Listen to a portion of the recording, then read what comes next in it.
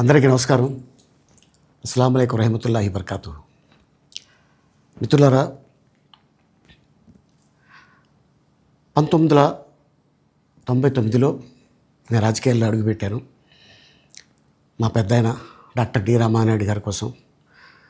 ఎందుకంటే నేను child artist తర్వాత నేను మళ్ళీ ఒక వయసు వచ్చిన తర్వాత నాకు అద్భుతమైన అవకాశం ఇచ్చి ప్రేమ ఖైదీ అనే సినిమాతోటి మళ్ళీ నా కెరీర్ స్టార్ట్ అయింది చైల్డ్ ఆర్టిస్ట్ తర్వాత.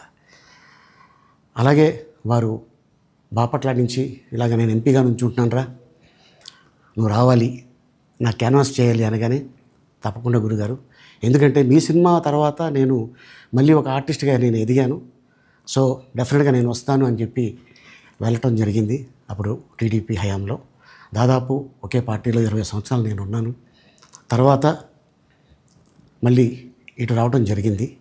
నాకు అన్నం పెట్టింది ఫస్ట్ నా తెలుగు ఇండస్ట్రీ, నా తెలుగు ప్రజలు, ప్రేక్షక దేవుళ్ళు, నా నిర్మాతలు, నా డైరెక్టర్సు, నా హీరోలు.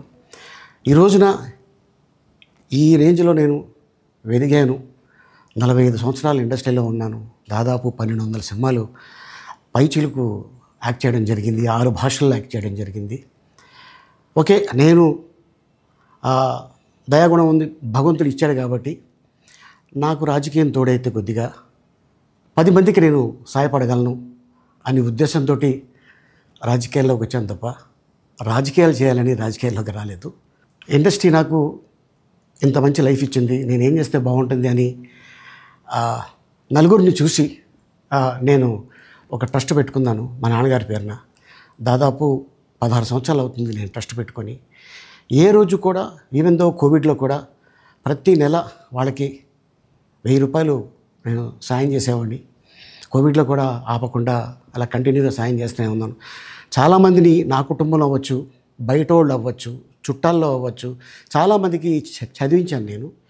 అండ్ అలాగే మా తల్లిదండ్రులు నాకు ఇచ్చిన ఒక గుణం అది అందరితో పంచుకోవాలని చెప్పి ఉద్దేశంతో నేను ట్రస్ట్ కూడా పెట్టుకున్నాను.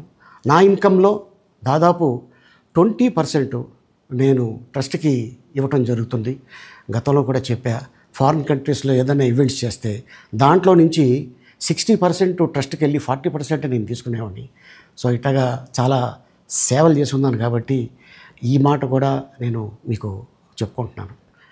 అండ్ అలాగే నేను వ్యక్తిగతంగా ఎవరి మీద ఏ పార్టీలో ఉన్నా కూడా నేను నా పార్టీ గురించి నేను పొగుడుతాను, అక్కడ ఉన్న వ్యక్తి ఎమ్మెల్యే క్యాండిడేట్ గురించి నేను పొగుడుతాను, నా నాయకుడిని నేను పొగుడుతాను తప్ప ఎప్పుడు ఎవరిని కూడా ఒక మాట అంటాం కానీ వాళ్ళ లైఫ్ గురించి కానీ వాళ్ళ పర్సనల్ లైఫ్ గురించి కానీ ఎప్పుడు కూడా ఏ వేదిక మీద కూడా మీరు వెతికినా కూడా దొరకదు.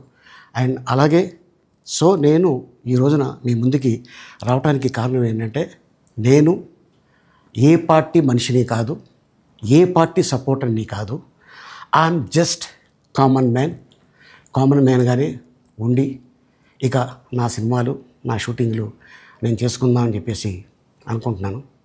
That's it. ఈ మాట చెప్పడానికే నేను మీ ముందుకు వచ్చాను. సో నేను ప్రతి 5 సంవత్సరాలకు ఒకసారి ఎలక్షన్లో మీరు వెళ్ళి ఎలా ఓటేస్తారో నేను కూడా ఒక కామన్ మ్యాన్గా వెళ్ళి ఓటేసి వస్తాను.